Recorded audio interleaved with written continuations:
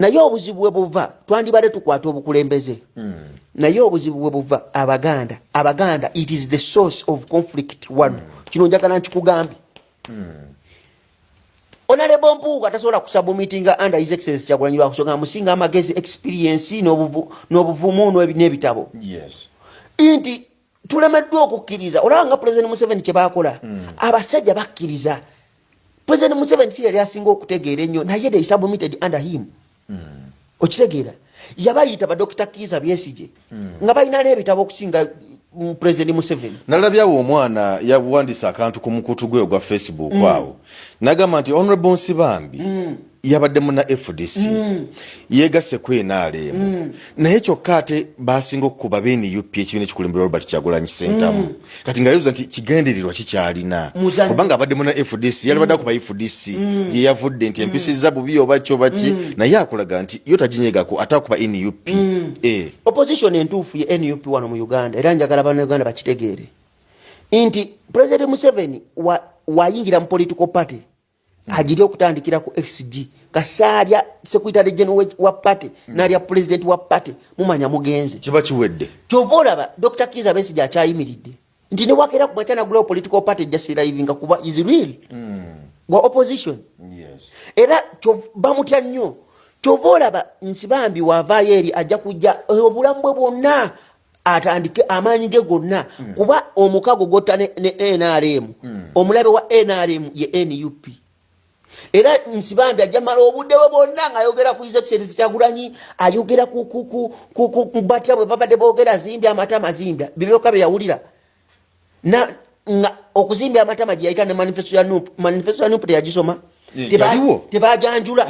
teyatambula yonna lwaki yo tajogerako nti woba bakusasudde okubeera nga weeyisa ng'omusiru kiba kitegeeza ne byoyogera tebikyakola makulu eri abantu kati Nsibambi musajja honale babadde mu parliament emyaka mingi omulaba ng'omuntu w'amagezi n'endowooza wamulabe we yavuddeyo okwogera ebigambo ng'ensi yonna ebuuza nti yonna gwe tubadde tumanyi tategeera nti woba osazeewo okubeera ng'osasulwa okubeera omusiru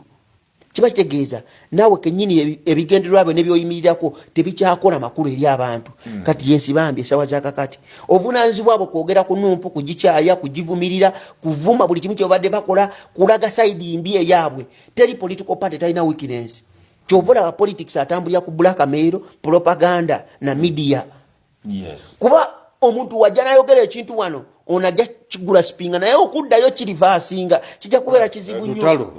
kati abo Nsibambi baliwo ababawuliriza olaba Nsibambi musajja omuyivu kati Professor Omulamba NRM efiraivingira ku propaganda era abannayuganda njagala bakitegeere naye nze gwenenya era obuvunaanyizibwa bwange gwe mbuyinako y'Omuganda nfe Abaganda fe abavaako obuzibu wano Abaganda be baleeta Obote Abaganda balemeddwa okubeera united Abaganda beeyawuddemu Omuganda waalaba beerabira ne beerabira nti Katonda gwawadde omukisa abaamuwadde omukisa ugwe Kyagulanyi Katonda yamodeininga yamuyiwako amafuta by the way nalaba Jeno Otafire yali akola speech n'agamba nti Abaganda mwagenda mu nsiko ne mukwata ensolo ate bwe mwagireta ne mugirekawo ne mugigabula abalala bo baagala bufoofofo Otafire yabyogerawo yabyogera era Otafire y'omu ku bagenero abavuddeyo okwogera mazima Dr. Kiza Besigye ebigambo yabibagamba nga balowooza asaaga yabibagamba from day one Abaganda bavako obuzibu wotumira obuvo ne budda Abaganda bavako obuzibu balyamu Bendikito Kiwanuka olukwe ne balyamu Poka Wanga Semogerero olukwe bazebe beeryamu olukwe ne Obote we yasindika Amini ogenda olumba olubiri Abaganda abo kuba Kabaka yasooka n'awandikira Obote ebbaluwa naye ng'ebbaluwa tennatuuka na kutuuka era Abaganda baayita emabega ne bagenda ne bagamba Obote okitegedde ne bamugamba nno Kabaka agenda kusikula olutalo olutale mundu yanyooka awo mu lubiri laba nnoono naye Kabaka Obote baali balwedde bamulabudde ogenda okulumba bifo nga Kabaka tannalumba kuba ne Kabaka ali yeetegese ogenda okujja Obote wano mu ggwanga nga gamba Obote tufe naye okitegedde naye era abaganda bayita emabega bwe bati nga ne baluwa tenatuukawo bote eri official ne bamugamba nti omanyi ekiriwo nti ategeka kukulumba weetegeke naye bino byonna President Museveni yali akola atya abiraba yali twice wani Amini kuba Amini yalumba olubiri President Museveni yali lidda wayaliwo ne mundu agenda okutokota nga President Museveni ali bweru yayingira okugamba kabaka ati munnange weetegulemu olubiri tugenda dukola tutya tugenda dusalako nga President Museveni ali bweru era mundu yatokota Amini agenda ofuma ababuuza lwaki mutandise okutokosa tubadde tumanyi nga already baali bategedde dda schematics zonna